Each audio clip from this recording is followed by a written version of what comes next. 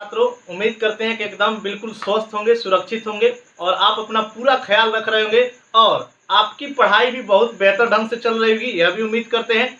चलिए छात्रों, पिछले क्लास में हम लोग जैसा कि बात किए थे सैयद वंश वाले टॉपिक पे, आज हम लोग सैयद वंश से आगे बात करने वाले हैं। आपको थोड़ी सी मैं एक बात बता दूं कि सैयद वंश पढ़ने से पहले जो हम लोग रोज बात करते हैं, कोई भी यूट्यूब चैनल वाले यही बात करेंगे, जैसा मैं भी आपसे यही बात करता हूँ कि भाई मेरे, यदि आपको मेरा पढ़ाई समझ में आता है, मेरे कंटेंट से आपको कुछ लाभ मिलता है, आपको लगता है कि सर कुछ अलग पढ़ा रहे हैं या सर का कंटेंट अच्छा है, सर का वीडियो अच्छा है, तो प्लीज़ एंड प्लीज़ भाई आप मेरे चैनल को थोड़ा सा सब्सक्राइब कर दीजिए, लाइक कीजिए और बेल आइकॉन को प्रेस कीजिए, ताकि मैं जब भी कोई यहाँ से वीडियो अपलोड करूँ तो आपके पास जो है उसका नोटिफिकेशन मिल जाए। और यहाँ तक यदि आपके जो दोस्त यार बंधु भाई लोग हैं जो प्रतियोगी परीक्षाओं की तैयारी भी कर रहे हैं, उन लोगों को भी यह जो है वीडियो ज़्यादा से ज़्यादा शेयर कीजिए, ताकि वो लोग भी कुछ यहाँ से देखकर और अपना जो है लाभ ले सके। चलिए, इसी के साथ हम लोग आज के टॉपिक लोधी वंश को स्टार्ट करने वाले हैं। लोधी वंश से एग्जाम पॉइंट ऑफ व्यू से देखा जाए, अगर किसी भी प्रतियोगी परीक्षा के दृष्टिकोण से देखा जाए तो लोधी वंश से बहुत ज़्यादा प्रश्न बनता है, इसमें कोई दो राय नहीं है। हम लोग आज प्रारंभ करने वाले हैं लोधी वंश। थोड़ी सी बात को समझिएगा, लोधी वंश हम लोग आज का चैप्टर है लोधी वंश। यहाँ हम लोग आज लोधी वंश के बारे में पूरे विस्तार से चर्चा करने वाले हैं। और आपको मैं यह बात बता दूं, लोधी वंश जो टॉपिक है यह दो पार्ट में आपको वीडियो इसका मिलेगा। दो पार्ट में जो है इसका वीडियो हम लोग जो है यहाँ से आपको प्रोवाइड करेंगे। तो आप थोड़ा सा इत्मीनान बनाए रखिए और पूरे धैर्य के साथ पूरी तरह से आप जो है अपनी तन्मयता से बात को समझने का कोशिश कीजिए। उम्मीद करते हैं कि आपको इतिहास यहाँ से समझ में आ रही होगी। और यदि आपको किसी भी प्रकार से कोई अपना सुझाव हमें देना है तो आप अपने कमेंट के माध्यम से हमें अपना जो है सुझाव दे सकते हैं, मैं उस पर जो है अपना कार्य करूँगा। देखिए, आज हम लोग बात करने वाले हैं लोधी वंश पे। लोधी वंश का टाइम पीरियड पर हम लोग बात करें तो लोधी वंश का जो टाइम पीरियड रहा है वह 1451 से लेकर 1526 ईस्वी तक रहा है। बात को समझिएगा, आपको टाइम पीरियड याद रखना पड़ता है। 1451 से लेकर 1526 ईस्वी तक लोधी वंश का समय रहा है। अब बात आता है कि लोधी वंश का समय जब 1451 से 1526 रहा तो उसके अंतर्गत कितने शासकों ने शासन किया, तो आपको बता दें लोधी वंश के अंतर्गत कुल 3 शासकों ने शासन किया है। एकदम कंसेप्ट को क्लियर रखिएगा और यहाँ पर पढ़ते समय अपना कंसंट्रेशन बनाए रखिएगा, क्योंकि इतिहास है और मैं हमेशा से आपको यह बात कहता आ रहा हूँ कि इतिहास में किसी भी प्रकार से रटने की कोई गुंजाइश नहीं है। इतिहास को बहुत बारीकी से समझने की जरूरत है, इसलिए आप थोड़ी सी बात को यहाँ पर समझने का कोशिश कीजिएगा। लोधी वंश के अंतर्गत कुल 3 शासकों ने शासन किया है, बात स्पष्ट होगी। सबसे पहला जो शासक का नाम आता है उसका नाम बहलोल लोधी है। ध्यान से बात को समझिएगा, सबसे पहला जो शासक का नाम आता है उसका नाम बहलोल लोधी है। उसके बाद जिस शासक का नाम आता है उसका नाम सिकंदर लोधी है, सिकंदर लोधी। और उसके बाद जिस शासक का नाम आता है उसका नाम इब्राहिम लोधी है। सिकंदर लोधी के बाद जिस शासक का नाम आता है उसका नाम इब्राहिम लोधी है, इब्राहिम लोधी। अब बात आती है कि सर हमने तो यह बात जान गया कि लोधी वंश के अंतर्गत कुल 3 शासकों ने शासन किया है, बहलोल लोधी, सिकंदर लोधी और इब्राहिम लोधी। आपको इन तीनों शासकों का जो है डाटा भी पता होना चाहिए, 1451 से लेकर 1489 तक। उसके बाद हम बात करें 1489 से लेकर 1517 तक, 1517 तक। और उसके बाद हम बात करें 1517 से लेकर 1526 तक। थोड़ा सा यहाँ पे बात को याद रखिएगा, तीनों शासकों का अलग अलग शासन क्रम आपके सामने लिखा गया है। बहलोल लोधी ने शासन किया है 1451 से लेकर 1489 तक, सिकंदर लोधी ने शासन किया है 1489 से 1517 तक सॉरी, और इब्राहिम लोधी ने 1517 से लेकर 1526 तक शासन किया है। थोड़ी सी अब हम कंसेप्ट को और आगे बढ़ाएं तो सबसे पहले हम इन तीनों में बात करेंगे बहलोल लोधी पर, देन बात करेंगे सिकंदर लोधी पर, उसके बाद बात करेंगे इब्राहिम लोधी पर। तो हम लोग आज स्टार्ट करते हैं सबसे पहले बहलोल लोधी को। देखिएगा, यहाँ पे हम लोग बहलोल लोधी से जो भी एग्जाम के दृष्टिकोण से प्रश्न बनते हैं उन सारे प्रश्नों पे हम लोग विधिवत चर्चा करेंगे। ऐसे आपको मैं बता दूं भाई मेरे कि मैं कोई भी चीज जो है विधिवत ही चर्चा करता हूँ, किसी चीज को मैं छोड़ बाढ़ कर नहीं पढ़ाता हूँ। यह मेरा जो है शुरू से अपना विचार है। तो इसीलिए मैं आप यही चाहता हूँ कि मैं जितना जानूं, सरस्वती माँ हमको जितना दी है वह मैं सारे चीज अपने भाई बंधुओं को दे दूं। इससे बड़ा बात और मेरे लिए कुछ नहीं हो सकता है। बहलोल लोदी ने 1451 से लेकर 1489 तक शासन किया है, ये बात तो स्पष्ट हो गई। इसके अंतर्गत सबसे बड़ा बात आता है कि एक बहुत ही महत्वपूर्ण प्रश्न पूछ लिया जाता है बहलोल लोदी से। क्या प्रश्न है, थोड़ा सा बात को समझिएगा। दिल्ली सल्तनत पर, बात को थोड़ा गौर से समझिएगा, प्रथम अफगान वंश का स्थापना करने का श्रेय बहलोल लोदी को जाता है।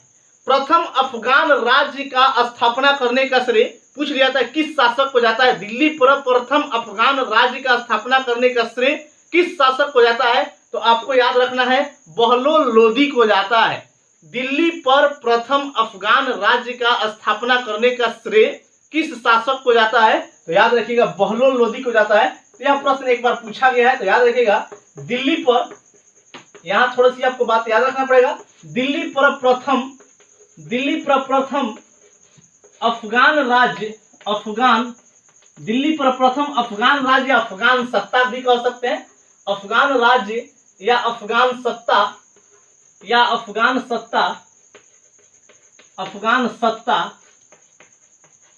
दिल्ली पर प्रथम अफगान राज्य अफगान सत्ता स्थापित करने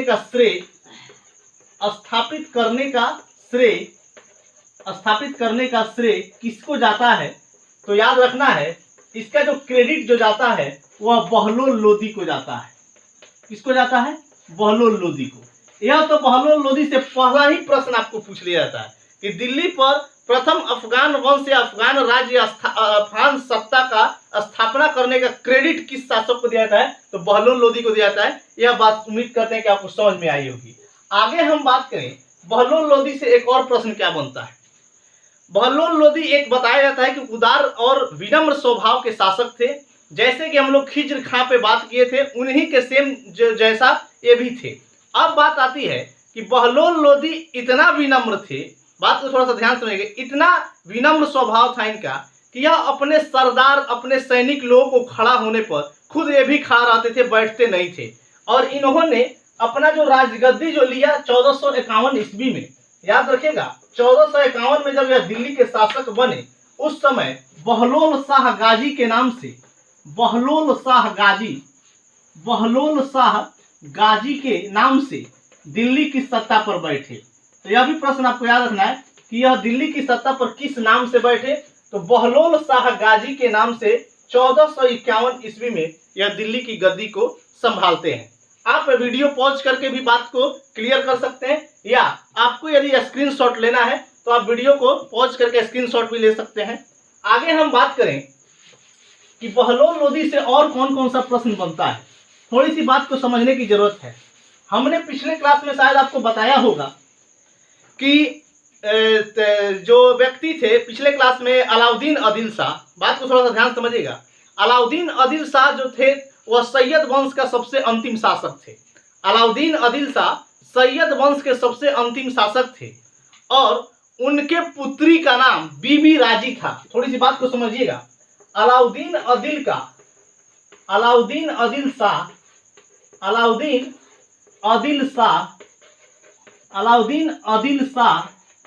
की एक पुत्री थी जिसका नाम बीबी राजी था। अलाउद्दीन आदिल शाह की एक पुत्री थी जिसका नाम था बीबी राजी, था। अलाउद्दीन आदिल शाह की एक पुत्री थी जिसका नाम क्या था, बीबी राजी था। और इस बीबी राजी का निकाह या विवाह कहिए, मुस्लिमों में यह बात बताया जाता है, इस बीबी राजी का जो शादी हुआ था, मैरिज हुआ था, वह जौनपुर के सुल्तान, थोड़ा सा इस प्रश्न को याद रखना है, जौनपुर के सुल्तान या जौनपुर के शासक महमूद शाह से साथ हुआ था। याद रखिएगा, जौनपुर के शासक जिसका नाम क्या था, महमूद सरकी नाम था। वहां पे सरकी वंश चलता था जौनपुर में। जौनपुर में उस समय कौन सा वंश चल रहा था, सरकी वंश के लोग वहां पे शासन कर रहे थे। तो जौनपुर के शासक महमूद सरकी से इस बीबी राजी का क्या हुआ था, तो मैरिज हुआ था। यहाँ पर आप लिख सकते हैं विवाह हुआ था। अब कहानी थोड़ा सा समझने का आप कोशिश कीजिएगा। अलाउद्दीन आदिल शाह सैयद वंश के अंतिम शासक थे। उनकी पुत्री बीबी राजी थी। बीबी राजी का निकाह या विवाह कह सकते हैं जौनपुर के शासक महमूद सर्की से हुआ था। बात समझ में आ रही होगी। लेकिन जब बहलोल लोदी ने अंतिम अलाउद्दीन आदिल शाह जब भाग गया था, आपको पीछे हम बताए भी होंगे कि वही अलाउद्दीन आदिल शाह था जो अपना राजपाट दिल्ली का छोड़कर और कहाँ भाग गया था, तो बदायूं चल गया था। इससे पहले मैं आपको आप जो मेरा सैयद वंश का वीडियो है उसको थोड़ा सा एक बार गौर से देखिएगा, तो हम लोग इसी के बारे में डिस्कस पिछले क्लास में हम लोग किए थे। अलाउद्दीन आदिल शाह बदायूं चला गया था और बदायूं इस मकसद से गया था, आपको ये भी बात बताए थे कि उसके वजीर हमीद खां से उसका झगड़ा हो गया था। जो उसका प्रधानमंत्री था हमीद खां, उससे उसका अनबन हुआ था। उसी कारण वो छोड़कर बदायूं चल गया। बदायूं का पहले ऑलरेडी सूबेदार भी रह चुका था और दिल्ली का जो सत्ता की जिम्मेवारी वो अपने 2 सालों को दिया था, अर्थात अपने साला सबको सौंप दिया था, जिसका नाम मैंने पीछे वीडियो में बताया था, शाहना ए शहर और अमीर कोहिते था। ये कहानी आप एक बार वीडियो को देख लीजिएगा, आपको समझ में आ जाएगा। उसके बाद जो है जो बहलोल लोदी दिल्ली की सत्ता संभालते हैं, वहां पे हमीद खां को बहलोल लोदी मार देते हैं और दिल्ली की सत्ता को संभालते हैं। लेकिन जो बीबी राजी थी और जो उसका पति महमूद सर्की था, ये दोनों व्यक्ति को बहलोल लोदी की सत्ता रास नहीं आ रही थी। अर्थात यह कहीं ना कहीं बहलोल लोदी से मन ही मन चिढ़ते थे। जो बीबी राजी थी उसके मन में यही प्रश्न आता था कि आखिर मेरे पिता अलाउद्दीन आदिल शाह को कैसे हटाया गया। उनको तो यह कहानी पता ही नहीं था क्योंकि वो तो जौनपुर में थी।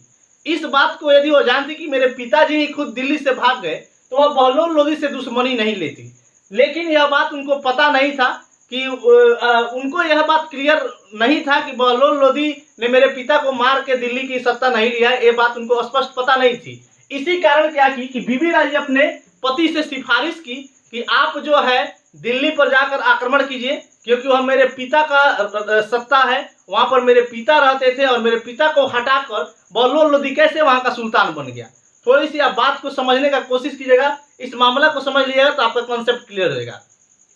अब क्या हो कि महमूद सर्की को भी यह बात जो है खटका कि हाँ भाई सही बात बोल रही है, क्योंकि वह मेरे ससुर का जो है दिल्ली का जो सत्ता था मेरे ससुर देख रहे थे और उनको कैसे बहलोल लोदी वहां से हटा दिया और अपने कैसे राजा बन गया। ऑटोमेटिक है कि बात थोड़ा सा यहाँ पे जो है बहुत टेढ़ा मेढ़ा यहाँ पे मामला आपको चलने वाला है। अब क्या करता है कि बीबी राजी के बात को मानकर उसका पति महमूद सर्की ने दिल्ली पर बहलोल लोदी के खिलाफ आक्रमण कर देता है और जैसे ही अटैक करता है वहां पर, तो आपको मैंने पीछे क्लास में बताया था कि बहलोल लोदी बहुत ही धैर्य और एक साहसी शासकों में से माने जाते हैं। जैसे यह आक्रमण करता है महमूद सर्की बहलोल लोदी पर, तो होता क्या है कि प्रारंभ में महमूद सर्की बहलोल लोदी पर विष पड़ने लगा। अर्थात लग रहा था कि महमूद सर्की की अब विजय हो जाएगी और बहलोल लोदी वहां हार जाएगा। लेकिन महमूद सर्की का एक सेनापति था, यह नाम पूछा जाता है एग्जाम में, बराबर याद रखिएगा, जिसका नाम दरिया खां था। महमूद सर्की का एक सेनापति था जिसका नाम क्या था, दरिया खान था। याद रखिए महमूद सर्की का सेनापति दरिया खान था। इस दरिया खान को बहलोल लोदी ने, बात को समझिएगा, इस दरिया खान को बहलोल लोदी ने बहला फुसलाकर, युद्ध हो रही है, युद्ध के ही दौरान ये बातें हो रही है, किसी तरह से सत्ता का लालच देकर या कोई पोस्ट का जो है लालच देकर, पैसा का लालच देकर दरिया खान को बहलोल लोदी ने अपने पक्ष में कर लिया। और बताया जाता है कि दरिया खान जो है महमूद सर्की का उस समय सबसे विशाल जो है सेनापति में से एक था। सब सेनाओं का जो है नेतृत्व दरिया खान ही कर रहा था। जब बहलोल लोदी ने इसे बहला फुसलाकर लालच देकर अपने पक्ष में कर लिया, तो ऑटोमेटिक है कि महमूद सर्की का राइट हैंड दरिया खान बताया जाता था और महमूद सर्की इस तरह से क्या हो गए, वहां पे अनैस पड़ने लगे, अर्थात उनकी पराजय शुरू होने लगी। इस तरह से बहलोल लोदी ने महमूद सर्की को वहां बुरी तरह से परास्त किया और वापस दिल्ली से पुनः उसको क्या किया, फिर जौनपुर के लिए खदेड़ दिया और महमूद सर्की वहां से परास्त होकर और अधीनता स्वीकार किया और वापस गया। और फिर क्या किया कि बहलोल लोदी ने जौनपुर को दिल्ली में मिला लिया। फिर बहलोल लोदी ने जौनपुर को कहाँ मिला लिया, तो दिल्ली में मिला लिया और इस प्रकार से फिर वापस जौनपुर जो है बहलोल लोदी के हाथ में आ जाता है। तो उम्मीद करते हैं यह कॉन्सेप्ट आपको समझ में आई होगी। अब आते हैं हम बहलोल लोदी के कुछ महत्वपूर्ण उपलब्धियों के बारे में बात करते हैं। बहलोल लोदी के कुछ महत्वपूर्ण उपलब्धियां क्या क्या है उस पर बात करते हैं।